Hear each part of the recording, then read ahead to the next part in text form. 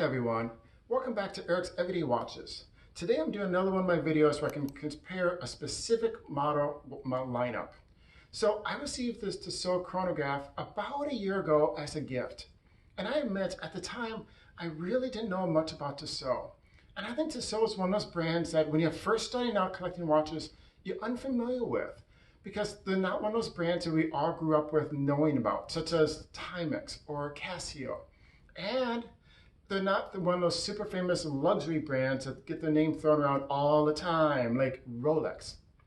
Tissot is your entry-level Swiss-made watch. And by entry-level, I mean a price point of around $300 to $500. Now this Chronograph XL watch, actually there are 21 watches in this model lineup alone. Side note, Tissot actually offers 9 different models. So obviously a lot of watches to offer. So the goal of this video is I want to show the main differences between all the Chrono XL watches. I'm not going to go in depth about all 21 models. Now if this sounds familiar to you, I also did a video like this for the Seiko Katera. If you have any interest in Seiko, you might want to check that out. So what is the Tissot Chrono XL watch all about? And is it something you might want to consider adding to your collection? Let's take a closer look. So the first thing you want to know about the Chrono XL model lineup is that there's actually 3 different product names. You have the Chrono XL, the Chrono XL Classic, and the Chrono XL Vintage. Now there are 21 different watch variations, and they're going to range in price from $235 to $500, and that is on the Tissot website. Now the Chrono XL model, there's actually 6 different variations of this watch, and they range in price from $235 to $375. Now all these prices I'm going to mention in this video are from the Tissot website. So now this watch has the basic aesthetic to it. It almost feels like a field watch with the large numbers at 12, 3, 6, and 9. Now the dial is a flat color, as is the subdial. The numbers and indices look like they're painted on, and you'll notice there's 2 different dial variations with numbers and with only batons. So for straps, you get your choice of a fabric or a leather strap. Now all 6 of these are PVC coated on stainless steel. Now you notice the one on the right is gray. Well, that is still PVC coated. That is not the stainless steel bare or polished. Next up, we got the Chrono XL Classic. Now there are 12 different variations here, ranging in price from $375 to $495. Now these definitely have much more of an upscale aesthetic to them, partially due to the metallic sunburst dial and the eccentric circle subdials, or as my friend Jason the watch guy would say, a vinyl record pattern to it. I love that. So I'm not sure if the Arabic numbers here are raised ink or not, but on mine, which has the batons, it definitely looks like they are using raised ink. Also notice how the leather strap option here has more of a refined finish to it. It's polished and has a faux alligator grain. You also have the 2 dial variations with and without numbers, and you do get an option of either the leather strap or a metal strap. And now again, these are all stainless steel, but some of them are PVC coated. And that PVC coating is either gold or rose gold. And that brings us to the Chrono XL Vintage. So these definitely have more of an old-time feel to them. They feel more sporty. And that's appropriate given how Tissot has a history of supporting different sports such as race cars, motorbikes, and cycling. So here you have 3 different variations, all of which are $375. Now the dial on all of these are a flat color, and the chapter ring has these 5-second indicators. Now the leather strap is your only option here, but you do get a choice of contrasting stitching or all black. Now these again are stainless steel, but you either get a choice of the stainless steel look or a PVC coated black. Now these vintage models also use a slightly different font than the other models we used before, and they have Super Luminova for lume. There's also a date window at the 6 o'clock position. So that is your options for the Chrono XL. You got the Chrono XL, the Chrono XL Classic, and the Chrono XL Vintage. Now all of these are going to come with a Sapphire Crystal. They all have the same ETA movement, and they are all rated for 10 bars of water resistance and come with a 2-year manufacturer warranty. Now, as I mentioned before, there are actually 21 different variations of this watch on the Tissot website, and they are going to range in price from $235 to $500 depending on which model you're looking at. You can also pick up this watch at Amazon. The Chrono XL model is going to run you $325, the Chrono XL Classic will be $475, and the Vintage model will run you $286. Now, Joma Shop, of course, does not have all 21 models, but you can pick up the Chrono XL for $239 or the Classic with the metal bracelet for $300. So for those of you who did not know, and that actually included myself up until just a couple days ago, Tissot actually started out in 1853 by a father and son team in Switzerland, and the company is actually still based there today. In 1930, they merged with Omega, and in 1998, they became part of the Swatch Group, and that includes Blancpain, Omega, Hamilton, and Mido. So, needless to say, they are in some really good company. Okay, so I'm going to take just a moment here to talk about something that seems a little crazy. I want to talk about the actual box, the packaging that this comes in, because I think it's really quite stunning and possibly the best packaging of any watch you're going to find. Now, regardless of whether you get the $300 watch or the $1,000 plus watch, you get the same packaging. And now this is a really nice, sturdy packaging, has the logos on the front, of course, but then more subtly, right in the front, you see it's kind of also shellacked into the front of the watch or front of the box, which is really nice. And when you open it up, you'll see that the watch is really nicely presented.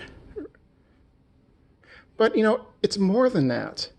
Because if you look closer, on the side, you have side compartments that hold your warranty card. And for when you take the links out on your watch, you got another little pocket over here. But wait, there is more. That's right. Because if you spin this box around, they actually incorporated a place to put little books. So they give you books about the history of their company and other watches that they offer. So you're more familiar with their, with their offerings. So, it's really a nice touch, I gotta say. I mean, for a watch that you can pick up for $300, a quality watch, mind you, a Swiss-made watch, they still put a lot into the packaging. So let's take a closer look at what you're getting, starting with this dark blue metallic dial. So it has a sunburst pattern on it, which is really quite something when the light hits it just right. So at the 12 o'clock, you have Tissot with 1853, because of course the company was founded in 1853. The minute and hour hands are a really nice size, aiding in legibility. They are outlined in gold with white lume on the inside. You notice the chronograph hand here has the letter T incorporated into the back side of it for Tissot. The indices or batons around the perimeter seem to be ever so slightly raised, which makes me think they were printed on the dial with raised ink. At the 4 o'clock position, you have a date window, which is black numbers on white. It would be nice if it's color-coded for the dial, but this is an affordable Swiss-made watch. So it's little things like this that kind of keep the price down. And it is really legible. So definitely going to give Tissot a pass on that one. Now the chronograph is your standard 3-dial setup. On the upper left, you have a 30-minute counter. Upper right, you have your 1/10 of a second timer.